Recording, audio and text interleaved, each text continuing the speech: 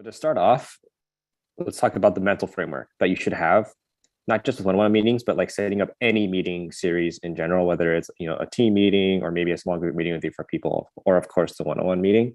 And this is something that Rahul and I always try to do whenever we teach anything, like whether it's like how to write a resume, how to pass your system design interview, how to lead a project. The mental framework is the most important because once you have the right mentality, all the proper actions flow from that mentality. So when it comes to meetings, the number one thing to remember is that it's the purest usage of the most valuable resource that you have as just a person, not just not just in your career, not just as a software engineer, not just as a person working in tech. Rahul and I firmly believe that the number one most important resource in the universe is time. And like meetings are literally just, a block of time where everyone has to come and then be there, right?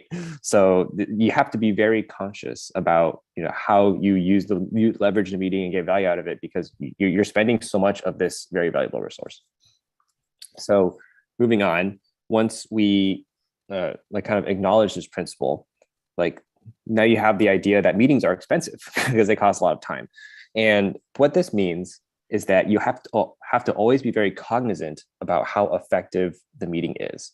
So if you feel like the meeting is not like super fruitful, then you might want to adjust it down. So like there's kind of two like vectors at play here. Number one is the frequency. So like let's say you have a weekly meeting and you're like, well, we kind of run out of stuff in the weekly meeting, but we do have some stuff like, we're able to fill up some of the time, right? So one option you have is just to make that weekly meeting become a bi-weekly meeting, right? So you just kind of lower the frequency and now you have a meeting that always feels impactful, and then you kind of save time, right? Because you make it less frequent.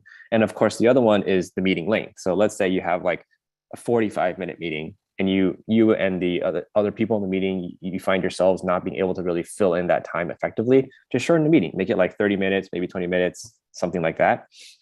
And of course, like what's connected to this is when it comes to meetings, you should always be like looking inwards and doing a retrospect on whether or not the meeting was effective. And I literally believe you should do this after every meeting, especially like really expensive meetings, like team meetings in particular are like the most expensive meeting because it's like 5, 10, 15 people all spending their time together, right? And whenever I come out of like a really like a big meeting in particular, I just literally like 2 minutes after the meeting, I'm like, did I get anything out of that meeting? Or, what was the meeting as a whole like not very useful? And then if it is, then like, if it turns out to not be too useful, then I'm going to take action. I'll be like, okay, is there something that I can do so that I can get more out of the meeting? Or maybe I should just recommend to my manager that we should just cancel the meeting or restructure it or make it less frequent, something like that. And of course, it's when it comes to meetings, you should be very bullish on just deleting the meeting. So when in doubt, like if you feel like the meeting, if you're like really hesitant on whether the meeting like adds value, just don't be afraid to delete it.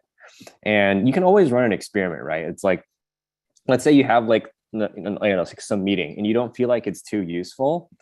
And it's like, there really isn't like that strong a voice in your head telling you to like protect the meeting and keep it. You can just delete it and just kind of, keep an eye on it, right? It's like, okay, are things now falling apart because of the lack of this meeting? Is the lack of alignment so big that it's affecting the performance of me and my team?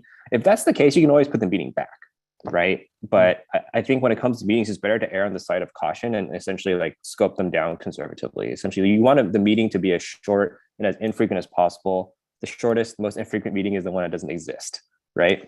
So yeah, lean towards that. And then if you need more time, you can always adjust stuff.